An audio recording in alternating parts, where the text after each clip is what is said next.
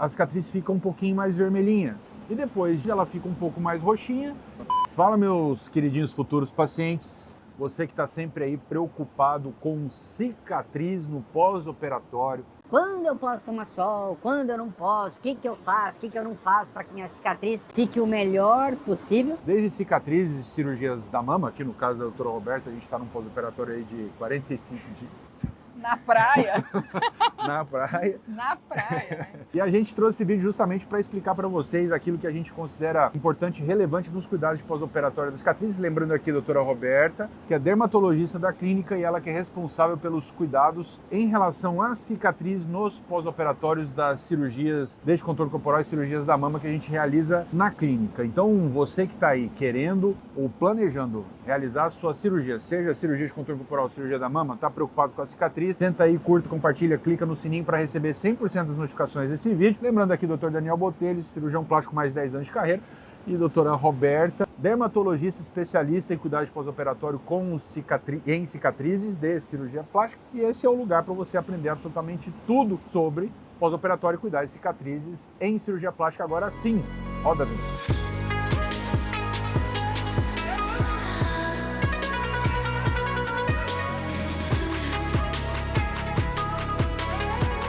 Bom, doutora Roberta, me explica aqui que eu posso, o que eu não posso fazer num pós-operatório. Vamos considerar aí uma cicatriz qualquer, seja cicatriz da mama, seja cicatriz de contorno corporal.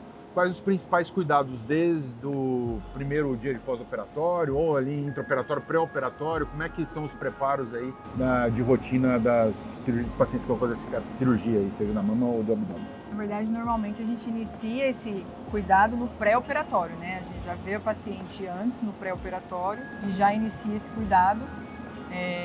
Eu vejo o histórico da paciente, se ela tem cicatriz prévia, se ela tem cicatriz prévia, que tipo de cicatrização ela teve, né? É importante, porque a cicatrização, ela lógico que tem uma parcela da técnica do cirurgião e uma parcela importante que é individual, né? A cicatrização daquele organismo, como que a pessoa costuma cicatrizar. Então eu gosto de ver a cicatriz que ela tem antes, se ficou hipercrômica, se ficou hipocrômica, se alargou, se teve alguma questão para a gente já ter atenção nesse pré-operatório, né? Quando ela tem uma tendência à hipercromia, eu já prescrevo para ela uma fórmula antes da cirurgia, que é como se fosse um tratamento de melasma, né? Quem tem melasma, já para prevenir hipercromia. Se ela teve uma cicatriz alargada antes, a gente tem a possibilidade de fazer a toxina botulínica no intraoperatório ou até 5 dias depois da cirurgia. Isso vai depender nessa avaliação do pré, se ela tiver uma cicatriz prévia já que vai me trazer a informação, qual é o cuidado eu já vou direcionar antes da cirurgia. Se é uma cirurgia de aumento mamário, também vou pedir para ela manter a pele hidratada, pensando aí em possível estria pelo estiramento da pele. Então, assim, alguns cremes específicos para manter aquela pele hidratada. Se ela tem o hábito já de usar hidratante ou se não tem, eu vou pedir para começar a usar. E sempre passo uma medicação manipulada para ela, direcionada já à história pregressa dela. Lembrando que na clínica a gente tem por hábito, rotina nossa, a gente utiliza, pode ou não, né, dependendo, digamos assim, da proposta terapêutica, fazer a toxina botulínica intralesional, já no ato da cirurgia. Nós gostamos de utilizar a cola cirúrgica. A cola cirúrgica é mais um conforto para o paciente, né? A gente não deixa de dar ponto, enfim, por conta da cola, mas a cola ela é um curativo de longa permanência e ajuda a proteger um pouquinho mais a cicatriz. E lembrando que tem algumas fases importantes aí. Até 30 dias é normal você ver a cicatriz só com casquinha.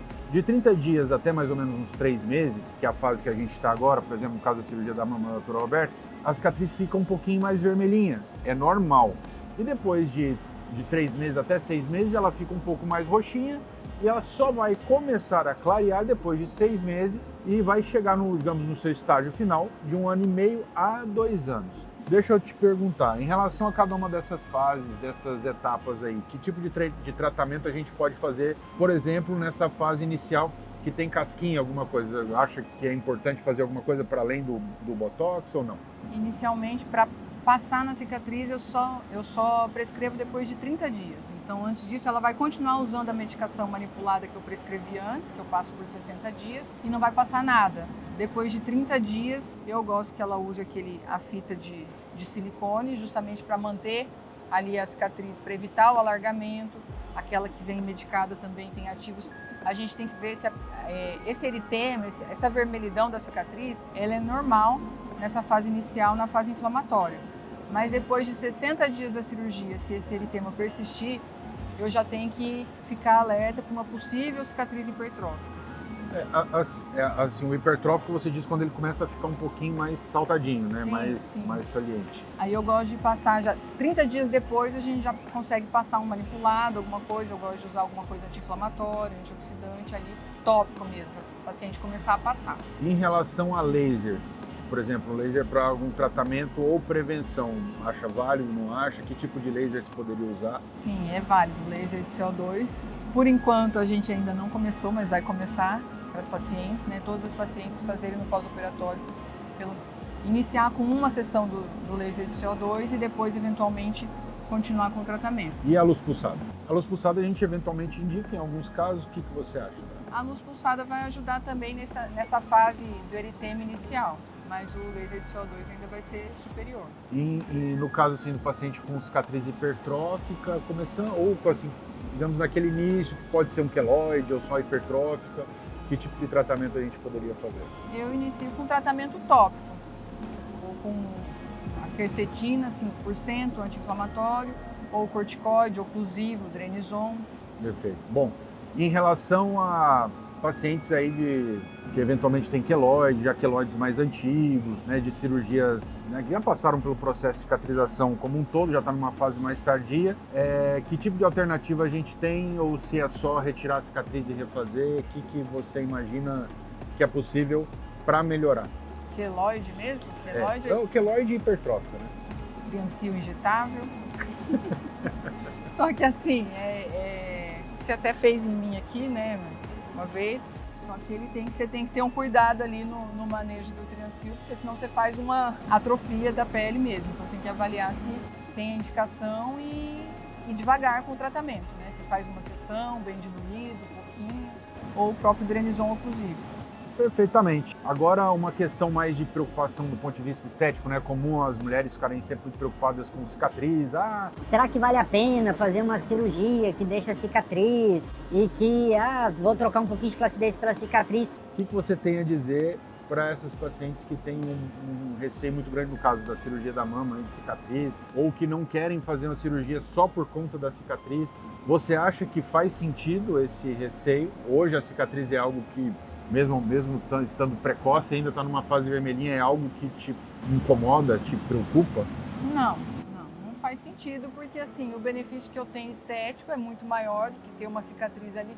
Primeiro que ninguém vê, só você que vê, né? Porque a cicatriz está aqui, então assim, quem vai ver? O marido que vai ver. Mas mesmo para mim, não me incomoda. E hoje a gente tem tratamentos, tem alternativas realmente para cuidar da cicatriz, mesmo que a pessoa não tenha.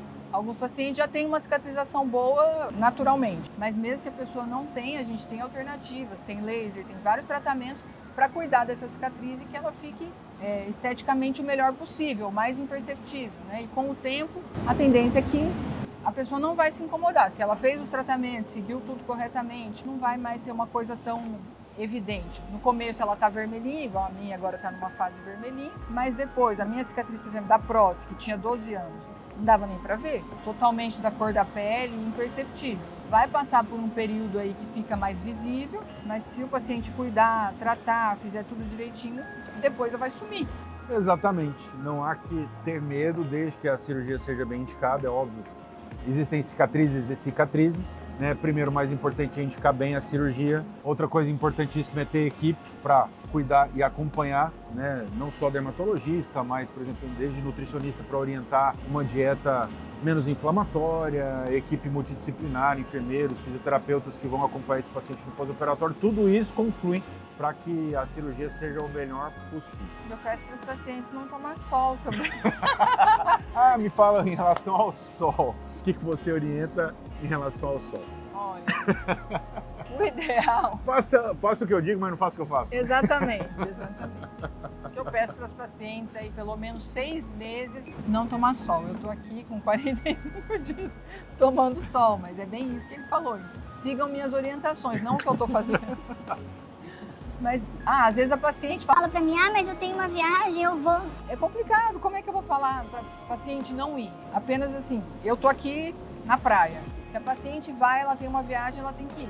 Ela tem que ter consciência que isso pode pigmentar a cicatriz dela e depois ela vai ter que tratar. Mesmo que ela passe protetor e tampe a cicatriz, né? Não é que vai pigmentar, não é tomar sol diretamente na cicatriz. Só o fato de tomar sol em qualquer parte do corpo tem um estímulo para pigmentação e ele é sistêmico, é no corpo todo. Pode acontecer, a pessoa tem que estar ciente. Eu peço aí 6 meses a 1 ano, mas 1 ano eu sei que é quase impossível. Quem que vai ficar 1 ano sem tomar sol? Então eu falo, tá, gente, 6 meses. Mas assim, lógico que é muito individual, né? É a vida pessoal de cada um, mas o paciente tem que ter consciência disso e ter os cuidados. O que eu normalmente, assim, dentro do... entendendo um pouco as limitações, né, digamos, de uma orientação muito rígida, eu digo aos pacientes o seguinte, gente, vai dar uns 45 dias, que é a fase que a gente está agora, você vai se sentir super bem. Se tiver Eu uma... já estava me sentindo bem com 15 dias. Pois é. Até parei de usar aquele sutiã lá, porque com 15 dias parecia que não tinha feito nada. Vai dar uns 45 dias, se tem uma viagem para uma praia, alguma coisa assim, ou vai ter um evento, piscina, faz aquela aparição esquema Rainha da Inglaterra, sabe? Tipo, se banha de protetor inteiro, máximo fator de proteção possível, fator de proteção 60, e fica exposta ao mínimo possível. Olha lá, 1 horinha na sombra, tenta limitar ao máximo a exposição. De fato, qualquer exposição, se pigmentar um pouco a pele, pode pegar a cicatriz. Para a gente ficar um pouco mais tranquilo, 3 meses. Ideal, 6 meses. Mas, o que eu digo para vocês, dentro da possibilidade da realidade, o que eu digo para os pacientes foi o que eu comentei com vocês, assim, 45 dias, tenta fazer uma adaptação, cuidado com uma exposição excessiva. 3 meses dá para ficar um pouquinho mais relax, mas se você ficar tipo estilo camarão, estilo que eu tô aqui, por exemplo, vai dar ruim, entendeu?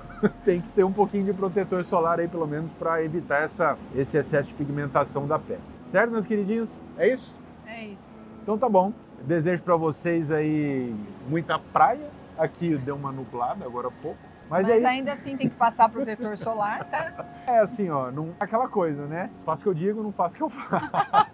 Mas eu passei protetor.